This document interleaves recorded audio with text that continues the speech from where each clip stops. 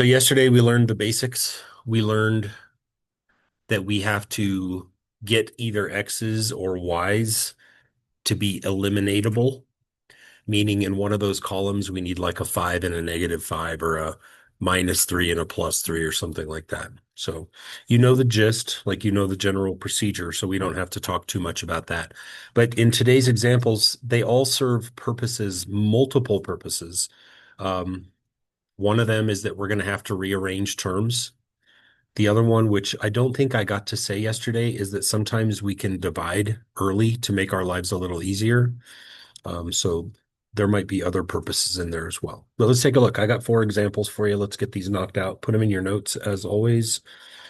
And let's see what happens.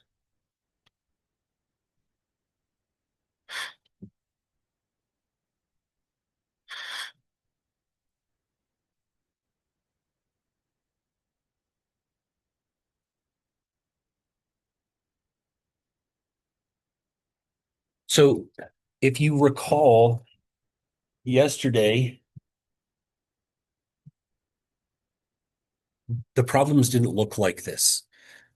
Um, so the first thing I want to tell you is that to make all of our lives easier for the next, like, probably week, we should strive to have our equations all set up the way they were yesterday. And what I mean by that is yesterday, all of our examples looked like this.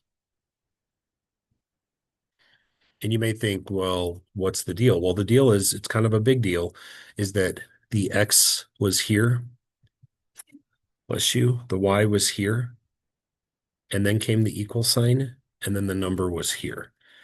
So we want to be really deliberate about before we start these problems, let's get them set up properly so that they're the way we want them to be. So that's going to be a pretty common theme. I don't think you're going to see any problems in the new assignment where this isn't a thing, actually. I asked the computer for all 12 problems to require rearranging. So that means that we have to do some work before we do the work. So let's take a look at the first equation, this guy here. If you want to follow the template, let's talk about this. Is who's in the right place, first of all? The template is this: X first on the left, Y second on the left, equals number on the right. Who's in the right place? I'm talking only about the top equation right now. So let me get rid of this so we don't do that again. One equation at a time. Who's in the right place? Who's in the right place? Who's in the right place? None of them. Thank you. So if we understand that like our goal, our objective, we should look at this and be able to say, X, you're on the wrong side. Y, you're on the wrong side. And 7, you're on the wrong side. So what we're going to do is we're just going to do one big glorious swap. Are there other ways to do this? Yes. The more you practice, yes, there will be questions like, well, couldn't I just? Yes. Couldn't I? Yes, yes, yes. But to keep this nice and standard so that we're all on the same page, I'm going to take the purple thing and move it to the left. I'm going to take the yellow thing and move it to the left. And then I'm going to take the red thing and move it to the right. It doesn't take long to do. It's quick. It's easy. When the X gets to the left, he is now negative 5X. When the Y gets to the left, he's now negative or minus Y.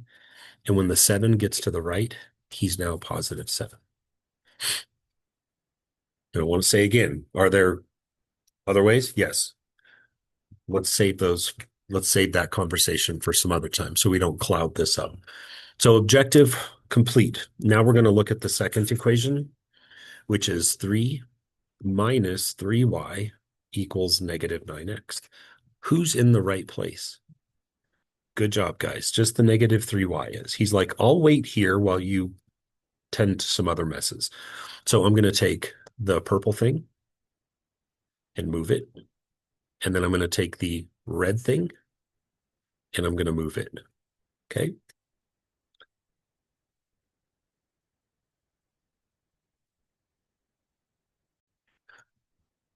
So when we fix it up, The 9x flies over and becomes positive 9x. The 3y just stays minus 3y. And the 3 flies across and becomes negative 3. So that's sort of the pre-problem, right? It's the math problem before the math problem. And this is where we would pick up yesterday's notes and say, okay, I'm ready. I'm ready to do the thing we learned yesterday, eliminate. So, um, which variable would you like to eliminate? There is a better answer, FYI. You could eliminate the negative 5x and the 9x by turning them both into 45s. But there is a better way. If I could turn this number that I'm pointing at right here into a positive 3,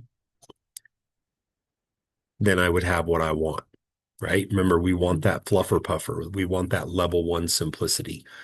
And so really, I'm going to take the path of least resistance here. I'd rather not multiply both equations and make 45s. I'd rather take a nice, simple, slick, and easy route and just take that top equation and very simply multiply it quickly by negative 3.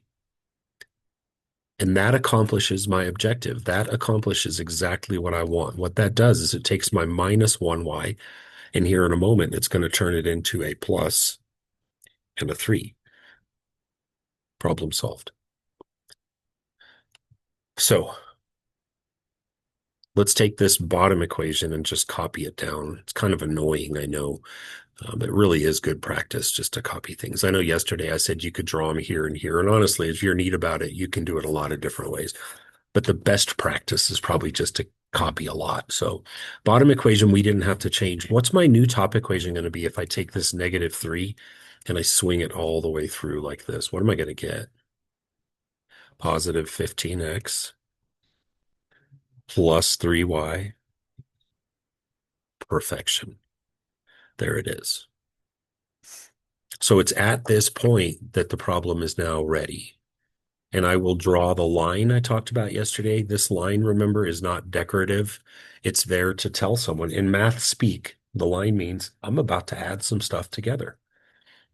You got to respect the line. If I put a line in between two things, I don't know if I can grab it. I'm trying to. If you put a line between things, it expresses division. If you put a line underneath things, it expresses addition or subtraction. Okay. So that's the setup. And now from here, it's just a very, very quick and simple level 1. If we add straight down, how many x's do we get? 24. 24 is perfect. And if we add straight down the y's, how many y's do we get? None. That's where it gets its name. That's where the elimination occurs right there. All right. And then if we add straight down over here, the constants are what we call those. What do we get? Nice. And then we divide both sides by 24 because that's what we've been doing for years to solve little equations like this. What does x equal? Perfect. So the answer to this problem is now ready to be written. I can say the answer to this problem, I'll write it way down here in the corner, is negative 1, comma, I don't know. And how do we figure out the I don't know? What do we do with that negative 1? Yeah. Yeah, plug it in. And I feel like we have 3 equations to choose from. We have the one up here in the purple box. We have the one in the green box, and then we have the one in the red box. I think it would be really weird if someone chose the red box because, like, why would I want to use the one with the bigger numbers, right? So I'm not going to pick that one. I'm going to pick one of these. And some people might pick the bottom one just because the numbers maybe feel better. I don't know. Which one do you guys feel better vibes from? Yeah, bottom, top, purple. I mean, half of you could do purple right now, and I'll do green, and we'll get the same answer if none of us make a boo-boo. All right. So if I do the green equation, I'm going to take it and I'm going to copy it down. But when I get to the variable x, I'm not going to put x. He's going to get pulled out and leave a space for the number that we know is x. What's going in there? Yeah, we know who he is. And then you math. 9 times -1 is -9. This is algebra we've known for a long time. What's the next step? You add that 9 to both sides. The -3y stays. -3 plus 9 is +6. We divide by -3. What's y? I'll just do 2. -2 for the win. And that's it. So I had few objectives for the day. One of them is somewhat accomplished. You have to move things around before you start, okay? The problem doesn't really begin until you've got it all organized. All right, let's take a look at another example here. Next one is 2x plus 50 equals 10y. And then we have 5y equals x plus 25.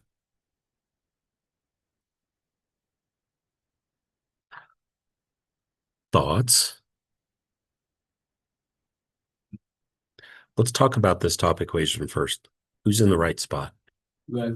He's the only one, right? So maybe without me drawing little purple and red circles and arrows this time, let's just reason our way through this. We know the 2x is going to stay. What's going to come right after him? Minus, thank you. Got to have a sign when you put things in. Minus 10y, because he moved across, so he has to change. And then who's on the right side of the equals? Bless you. Good job, Natalia. The 50 has to change to negative because he switched sides. Good. Second equation, let's talk about this guy. Is anybody in the right spot here? No. I think 5y is in the right spot, and I actually think 25 is also in the right spot. Quite frankly, I think I have very little work to do on this one. The only guy that's being a little rebel is this stupid x. He's like, I'm on the wrong side. It's a quick fix. So we're going to take the x, we're going to pick him up, and we're going to move him across. Easy, quick. When he moves, he becomes -x. He renames himself. The 5y stays positive. 25 stays positive, and it's ready to go. Got it? We all clear on step 1? It's like step 0.5, right? Like the other stuff you got to do before you do. Okay. So this is definitely not a fluffer puffer, but there is a good path. Which variable would you like to get rid of? Sure. So we're going to multiply this by 2 because our goal is to turn it into a -2, right? So I'm going to rewrite the top equation. 2x minus 10y equals -50. And then the bottom one is -2x plus 10y, I believe, equals what? I don't think so. 50. 2 times 25 is positive 50. And it's at this point that I'll draw my line of intent. That's my call to the world. Like, hey, I'm going in. I'm going to add some stuff up now. When we add straight down the x's, what do we get? We get nothing. We get what we call an elimination, right? But we knew that was coming because we did it. We made it happen. So we're just cruising along. Everything's fine. And then we add down the y's, and what do we get? Holy dumpster fire. When everything eliminates, you have to put something. Equations do not exist if there's not something on both sides. What number do we use in math to represent the absence of anything? 0. You need it. 0. Normally, I tell people don't put zeros when you cancel things out. Like, we get it. But here, I need some glue. I need some structure. And then let's go to the other side and see where this problem is going to take us. What are the constants if you add them together? 0. You recognize this from a few days ago. When we did substitution, we saw that sometimes the variables just disappear, right? It doesn't mean we messed up. It doesn't mean we need someone's help. It just means we're in the funk zone. It means we do not have crossing lines. There is not a point where these lines cross. What do we say when the number and the number that are left over are the same? There are infinite solutions. And I heard Rowdy say it about 3 minutes ago. I just kind of was still in the middle of this, but that means they are, in fact, the same line, right? This is what it's going to look like when you get infinite solutions. Same as it did with substitution. If we got 5 = 5, we'd say infinite solutions. Okay. So second objective, partially complete, right? No lesson on systems is complete until we embrace and understand that sometimes our systems are weird. Sometimes they don't just cross at a cute little point with parentheses and a comma. It's part of the deal. Right, we're halfway home. Let's look at example 3.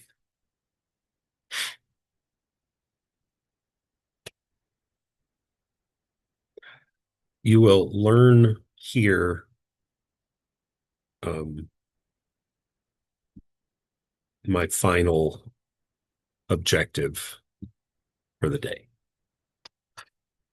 And I got to be honest, you can get through this if you don't learn this objective. This is a time-saving, like, pro tip objective. So you can take this one or leave it. But before we even get started, we have to have the conversation about organization. So let's look at the top equation. Who's in the right spot? 18y is the only guy that's like, you leave me out of this. He says, I'm on the left just like I'm supposed to be. So 3x is going to fly across and join up and become positive 3x. 18y is just going to stay. We agree. Mhm. And then the negative 72 is like, I will show myself out. And he flies across and becomes positive 72. How about the second equation? Who's in the right spot there? No. No one? Yes, ma'am. The second equation? We can. Yep. And so now that we're in the third example, I'm ready to entertain this conversation with you. You guys are well aware of the fact that if someone said that Fred is as old as Sally, you agree, right? Like if Fred is the same age as Sally, would it be at all criminally wrong or offensive for me to say that Sally is the same age as Fred? No, we've done this before in mathematics. And so, like Hannah said, is there any reason in the world why I can't just take these two sides and just literally switch them? The x plus 6y goes to the left, and the 20 goes to the right, and then the equal sign replaces himself.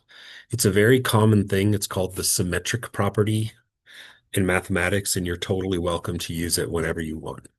Do they do they turn to negative? They can if you want them to. So if we had done this the other way, and this is what I'm always a little bit worried about with this conversation, is that it's potentially confusing. If we had moved the x, so you have to understand in math the difference between moving things across the equals and just writing the dumb thing backwards. If I do it what you're saying, then yes, the x goes to the left and becomes negative x. The y moves to the left and becomes minus 6y. The 20 moves to the right and becomes negative 20. But it's really important to me that you can answer this question. What's the difference between these two equations? There's no difference. And I get where you're coming from. I agree with you for the record. You're saying a very intelligent thing. I get that they're all negatives, but if every sign is different than every other sign, then they really, at the end of the day, are the exact same thing. It comes down to a matter of personal preference. Embry might like the method where he just does what Hannah said, and he just switches the sides and doesn't change the signs. That's just saying the equation backwards. Some of you, though, that bless you. Some of you, that might confuse you, and you might like moving them one by one and changing their signs. Is there a better choice between these two? Think hard. Which one? The middle one is the best because why?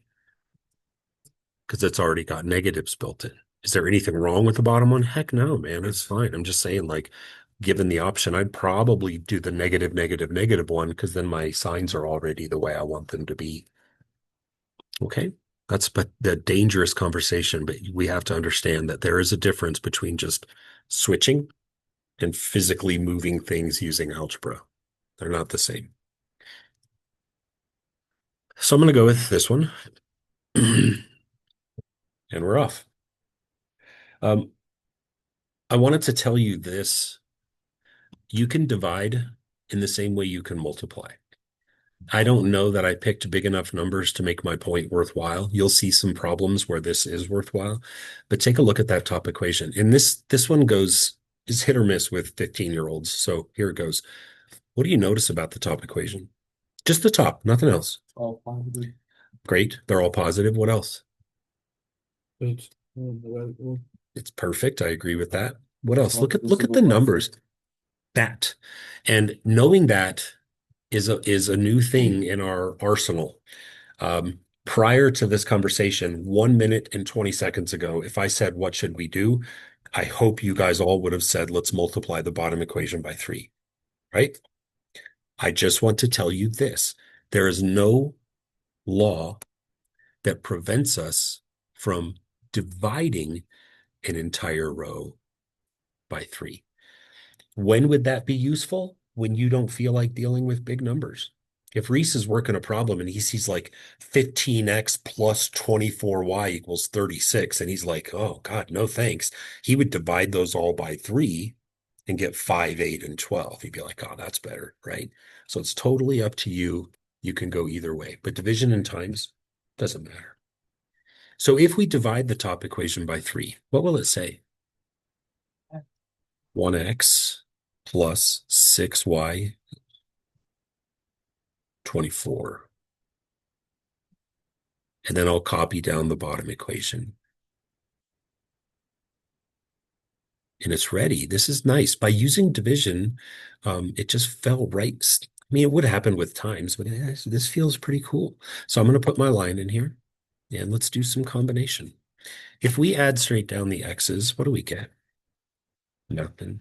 If we add straight down the y's, what do we get? Nothing. And again, normally I wouldn't want to put 0, but Riley, I agree. Since there's nothing now holding the left side of the equation down, I got to put some kind of anchor there. The number 0 is what does that. And then we just math. We do a little third grade math. What's 24 minus 20? forward. And then we, like I said, this is no longer a ninth grade math problem. This is just a question. Does 0 equal 4? They're not the same. So we cross out the equal sign. As a matter of principle, we should. And what kind of system is this? What is the answer? There is no solution. Sure. Yes, sir. I multiplied the bottom equation by 3, Uh-huh. and I got 0 equals 12. Let's talk about this. You and I arrived at the same conclusion. The reason we're saying it might look a little different, but like, don't get confused now. I'm going to go back and do what we would have done prior to my thing about division. If we take this bottom equation times 3, then the top equation is still 3x plus 18y equals 72. Leave it alone. And then the bottom is now negative 3x minus 18y equals negative 60. And it's hard. We've seen this before in math where things that look different are actually saying the same thing. It was so glaring, like with point slope and slope intercept. They don't look the same, but they are the same.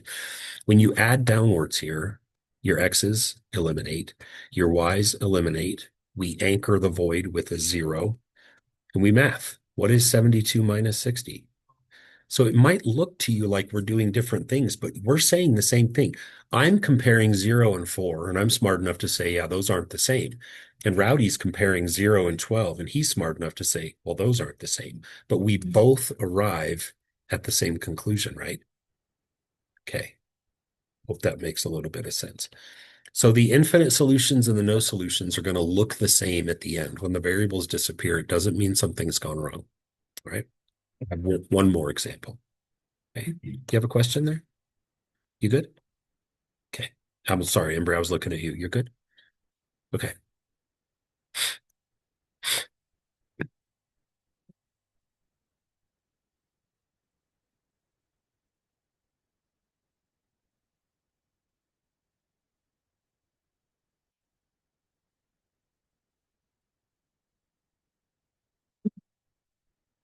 I would have stopped this lesson on my note card after 3 problems.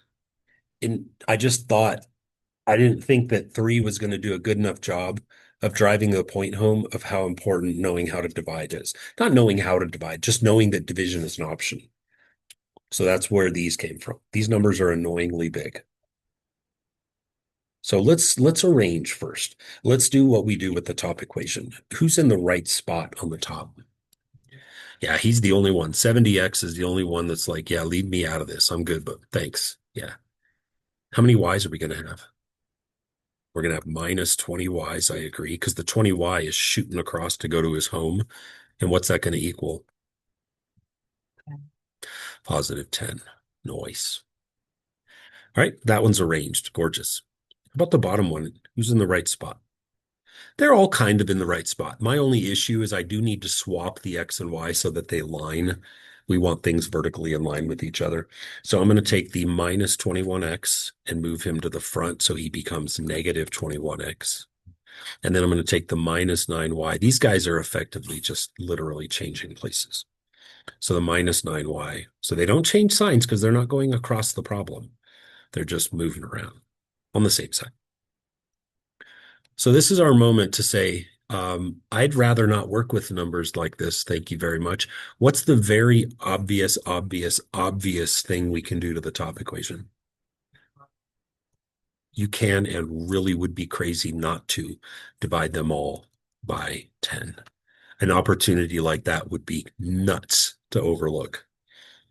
So we're going to take the top equation and divide every number that we see by 10. So we're going to get 7x minus 2y equals, what's 10 divided by 10? 1. That's a lot better. You see anything on the bottom equation? You can divide them all by 3. And not only again can you, but you'd be nuts not to. Let's divide them all by 3 and see where it takes us. So if we divide all the numbers by 3, what's it going to say? Negative 7x's minus 3y's equals, and I know you guys, this is way outside of our current comfort zone. 48 divided by 3, anybody? It's outside our, 16. nice job, man. Nice job. Excellent work there. Good work. Love that stuff. And so I'm going to add this in. So just in case anyone looks back at like the video or their notes and wants to know what happened, we divided this equation by 3. Is that worth the time? I say yes. 100% yes. In fact, not only did it make the numbers smaller, but cha-ching, what happened? Look at it. Look at this guy. The X's cancel. It became a fluffer puffer. I don't even have to make numbers match because just by the course of dividing numbers down, I'm like, haha, hey, not only did I make them smaller, I made this into a fluffer puffer and it's just ready to add together. How nice is that? It fell right into place. So when we add straight down this column, how many X's do we get? Gone, gone. How many Y's do we get? Negative 5. And then what is 1 minus 16? Negative 15. And then we divide, of course, like we have been forever, by negative 5. What does y equal? 3. 3. So our answer is there. And you've got tons of options.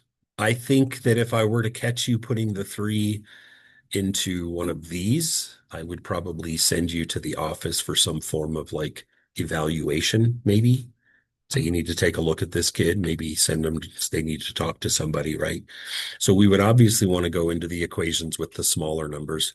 I think it's a no-brainer here. We all humans would agree that that purple equation just looks tastier, right? Smaller numbers, less negatives, like that's 100% across the board. So we're going to take the y and we're going to change it into 3, since that's, we know who he is now. So that top equation is going to say 7x minus what? 6y. Negative 6y. There's no y anymore. He's Oh, gone. negative 6. So just minus 2 times 3 is 6. Okay. If the y becomes a 3, 2 times 3 is 6. And then look at that. Little baby equation. Next step. Thanks. Yes. Next step. Yes. What do we get? 1. So that's pretty much everything you need to know about elimination. So step 1, rearrange your terms. Step 2, look for any opportunities to shrink your numbers. And then step 3 is just do your thing. All right. So I'm going to hand out assignment 42. You got 41 yesterday, and we're just going to work. Any questions you want to go over, you just, as always, have to ask. I'll help you out.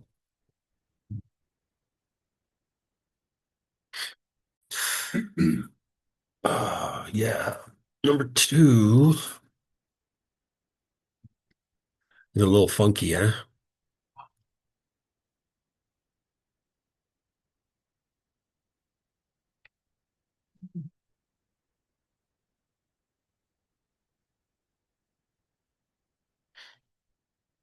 I know one reason that you're asking me about this.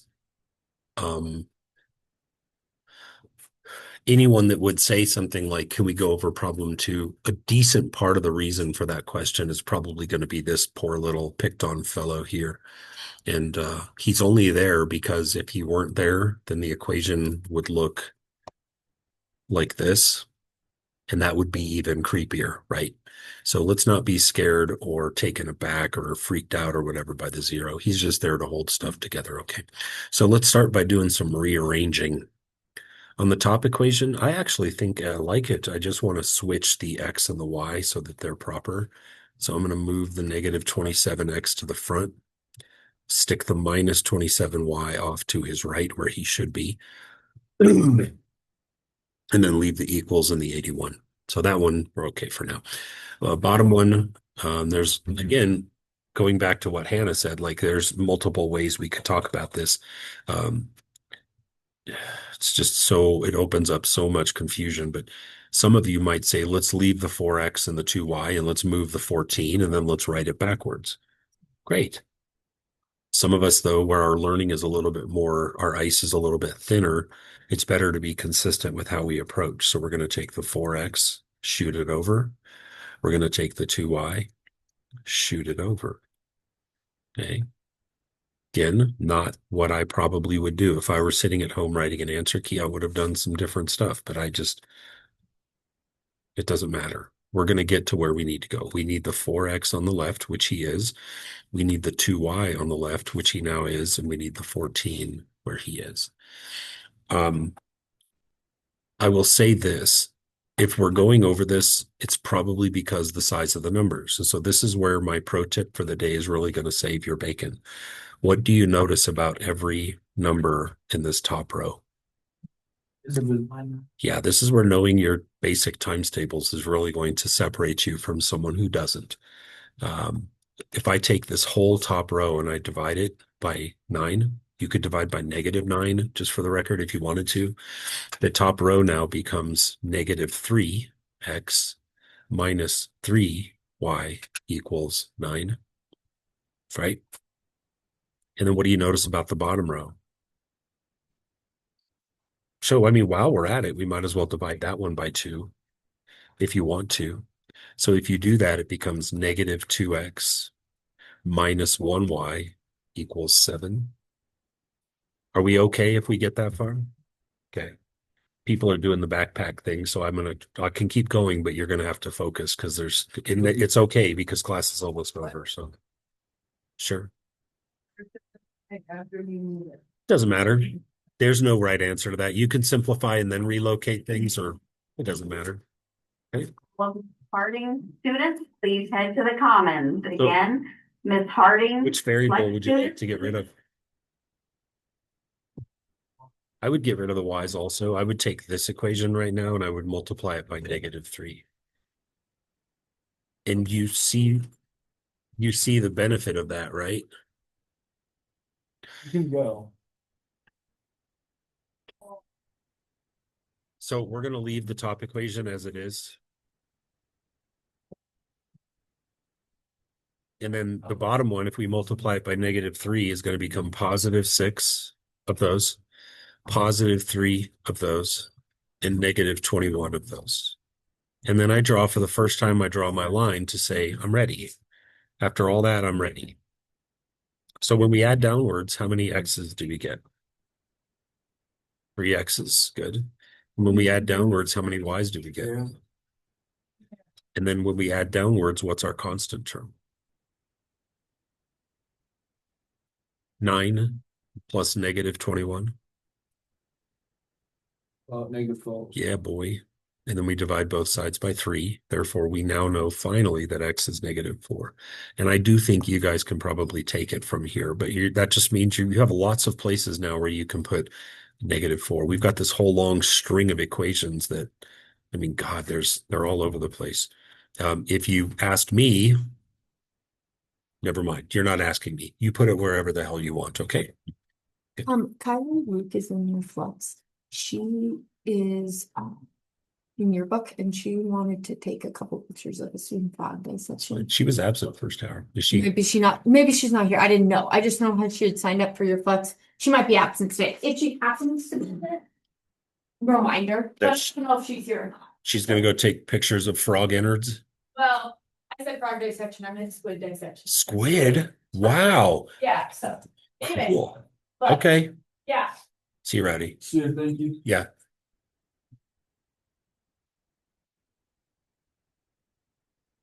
Which equation did you pick, Embry?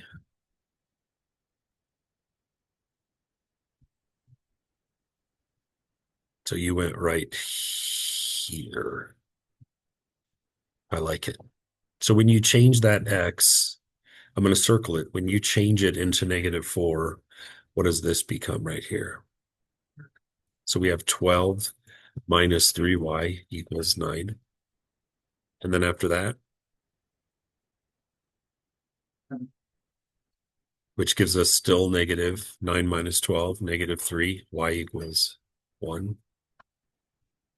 Done. Got it? What saves the day there is division. If you don't divide, especially these numbers down, then you're kind of cooked. You know, you got big numbers and trying to figure that out is pretty nasty. Okay.